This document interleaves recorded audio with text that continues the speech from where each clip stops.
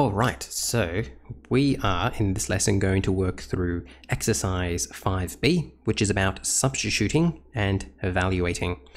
Our learning intentions to understand that pronumerals can be replaced with numbers, to be able to substitute numbers for pronumerals, and to be able to evaluate an expression using order of operations once all pronumeral values are known. Okay, so let's go through example 1, which is substituting a pronumeral. It says, given that t is equal to 5, evaluate the following. All right, so what exactly does that mean? Well, here we've got the expression t plus 7, and we're told that t is equal to 5. Well, that means I can take this 5 and I can substitute it. Think of like a soccer match or a footy match in which one player is swapping out for another player. If I know that t is equal to 5, I can substitute in 5 into the t position. So that means I can rewrite this as 5 plus 7. So because I know that t is equal to 5, I can rewrite the expression t plus 7 into 5 plus 7. And now I just have to figure out what 5 plus 7 is, and it's equal to 12. Next, 8t. Now I know that this means 8 times t. Whenever there's nothing in between, so like they're just right next to each other, you know that there's an invisible multiplication sign. So what this is asking us to do, it's asking us to put in 5 into the t position, so it's going to be 8 times 5. Now the way that we do this algebraically, the way that we kind of show our working, is that we put the 8 there because it's there, then we put a bracket, 5, and then close the brackets. This way, we still haven't put in that multiplication symbol, but it's still invisible. It's still invisibly there. But just kind of the convention, the way that you should do it, the way that you'll do it in later years, is that when you're substituting things in and they're multiplying, you simply do this. And you know when there's nothing in between, there's an invisible multiplication sign. So now it's just 8 times 5, which is going to be 40. So if you just wanted to remind yourself what's actually happening here, you're going 8 times 5. But normally you wouldn't put in that line there. You just put 8 times 5 is 40. All right, let's go over here now, and we're going to do the same thing. We know that t is equal to 5, so we're going to substitute that value in here, into this t here. And then we're going to substitute that value into this t here as well. So think of it as a sporting match. We're substituting in another player once we know what that pronumeral is equal to. Okay, so this is going to be, so I'm going to rewrite it, 10, but instead of t, I'm going to put in a 5 there, and see how I've opened the brackets to put it there. Then I've got a plus 4, so I put plus 4 here. Then I've got minus, and instead of t, I put in a 5. All right, so 10 times 5 is 50, plus 4 minus 5. So see how I'm rewriting it, but I'm just kind of simplifying it each time. Then I could go, well, what's 50 plus 4? It's going to be 54. And I've still got this minus 5 here. And then the last step is 54 minus 5, which is 49. So what I really want you to take note of is I'm just systematically making it simpler and simpler for myself until I get there. What I'm not doing is going straight to the answer. That's how mistakes happen. You just want to slowly work your way through it. Okay, let's come to another example here. It says, given that u is equal to 3, evaluate the following. So again, we're substituting in this value into the u position. So that means we're going to get 4 times 3. And we write it like that. 4 times 3 is 12. Let's circle the answer. Next. Once again, we're going to take 3 and we're going to put it in there, and we'll put it in there. We're substituting it into the u position. So I'm going to get 3 times 3 minus 4 times 3.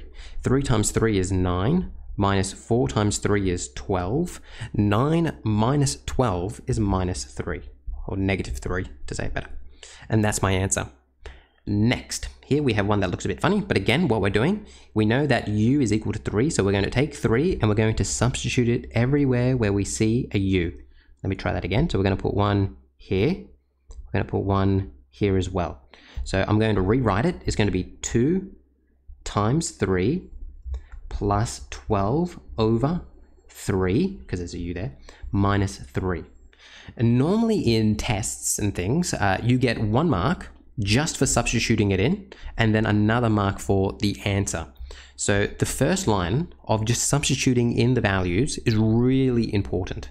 All right, so 2 times 3 is 6, plus 12 times 3 is 4, minus 3. So you can see I just rewrote it, but I just made it a little bit simpler for myself. 6 plus 4 is 10, then I've still got this minus 3 here, which means my answer is going to be 7. Perfect. Let's keep working. All right, so now we've got the same thing. The example's a little bit trickier. It says substitute x equals 4 and y equals 7 to evaluate these expressions.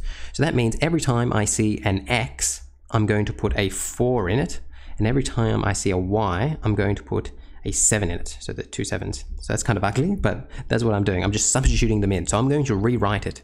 It's 80 minus brackets 2. Instead of that x, I'm going to put a 4. Instead of the y, I'm going to put a 7. Plus, instead of this y, I'm going to put a 7. So I've substituted it in, first step.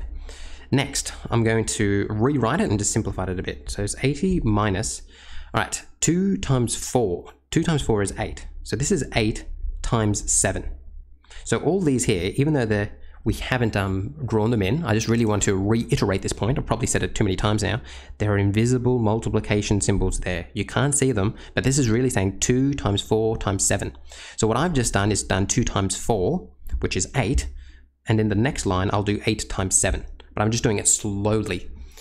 And you wouldn't put in those blue things, so let me just get rid of them. The power of technology. Perfect. Then I've got this plus 7 here. I've put brackets in here, but you really don't need them. You could just write it like that. Then 80 minus 8 times 7. What's 8 times 7? It's 56. And then I'm plussing 7 to that. Now I have 56 plus 7. 56 plus 7 is 63. And as you can see, what did I do that's very important here? I did everything inside the brackets first, because remember, that's BIDMAS. BIDMAS tells me that whatever is inside the brackets you do first. And now that I've done that, I can now go 80 minus 63, which is going to give me an answer of 17. So you might just want to put in something that says BIDMAS to remind yourself that you're not doing it in any order that you like. You're following those mathematical conventions that tell you brackets first. All right, let's come over here now.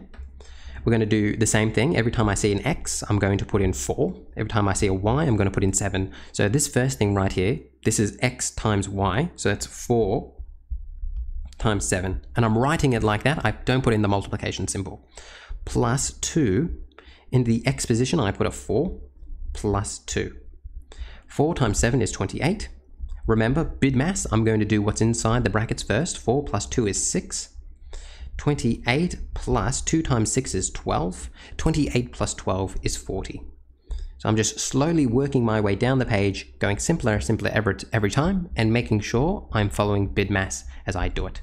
Don't make large jumps, so don't go from here to here. That's how mistakes happen. All right, let's go on to our next page now. Example 3, substituting with powers and roots. All right. So substitute p equals 3 and t equals 4 to evaluate these expressions. So here's the first one right here. So what I'm going to do is I'm going to take the 3 and I'm going to substitute it into where I see a p there. So it's going to end up being 3 squared. So this 3 is being squared. Now 3 squared is 9. So it's going to be 3 times 9. 3 times 9 is 27. So it's really important that this p is being squared. We know p is equal to 3, so that 3 is being squared. Next, 2 squared plus p cubed.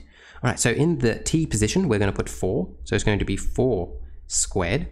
Plus, in the p position, we're going to put 3. So it's going to be 3 cubed. 4 squared is 16 plus 3 cubed is 27. So now the question is, what is 16 plus 27? Is 43. I might circle my answers. Next, oh, this one looks a bit of a mess, but let's just take it slow. So I've got 3 into the p position. I'm going to be putting in 3 minus the square root of t. I know t is equal to 4, so I put 4 in there, and then I divide that by 2. 3 times 3 is 9 minus the square root of 4 is 2 over 2. So as you can see, I'm just slowly simplifying each step. 9 minus 2 is 7 on 2. And 7 on 2, that's as good as I can get it. We are in algebra, we don't really like decimals. So we'll just leave that like that. Improper fraction, but that's fine. 7 over 2. Because we can't do anything more to it. All right, let's keep on going. Last question. Substitute x equals 3 and y equals 8 to evaluate these expressions. So I'm going to take 3 and I'm going to put it into the x position. Now what's important here is the brackets. The brackets are really important. So as you can see, I have 4, then I have a 3 there, then I close my brackets and I'm squaring it. I'm squaring everything inside the brackets. So first things first, I do my brackets first. Remember BIDMAS. BIDMAS tells me do my brackets first. So that's 4 times 3 is 12. Then I do my indices. 12 squared is 144. Next, 30 over x plus 2x, x plus 3. All right, so into the x spot, I'm going to be putting in 3. So I'm substituting that in there. I'll put in that in there. I'm putting that into that one as well. So I'm substituting, it's like a footy match. I'm just subbing in players. 30 on 3 plus 2 bracket 3, open bracket 3 plus 3. Okay, got to be careful with the brackets here and make sure you're following BIDMAS. 30 over 3, that's going to be 10. Plus 2 times 3 is 6. 3 plus 3 is 6. So I'm doing what's inside the brackets, 6. 2 times 3 is 6. Then I'm going to get 6 times 6 is 36. 10 plus 36 is 46. That's my answer. So remember, there's an invisible multiplication sign if you're wondering how I went from there to there. All right, but let me get rid of that multiplication sign. Whoop, I killed it. There we go. Next, we've got this. As you can see, this square root is underneath a whole bunch of stuff there. All right, so we've got 2, the square root of 10 squared minus, now in the y position, I've got 8. So it's going to be 8 squared. Over, in the x position, I've got 3. So first step is just substituting in everything I have. Then I'm going to go to the square root. 10 squared is 100. 8 squared is 64 over 3. To the square root, 100 minus 64, that's going to be 36. So it's going to be the square root of 36 over 3. Now, the square root of 36 is 6. So it's going to be 2 times 6 over 3. I'm running out of room here. 2 times 6 is 12 over 3. 12 over 3 is 4. So my answer to this one is going to be 4. That's my answer. Perfect. And we have now finished this lesson. So substituting and evaluating. So remember, the first step is always substituting, and then you follow the rules of BIDMAS to make sure you get your final answer correct. Hopefully you found this helpful, and I'll see you in the next lesson.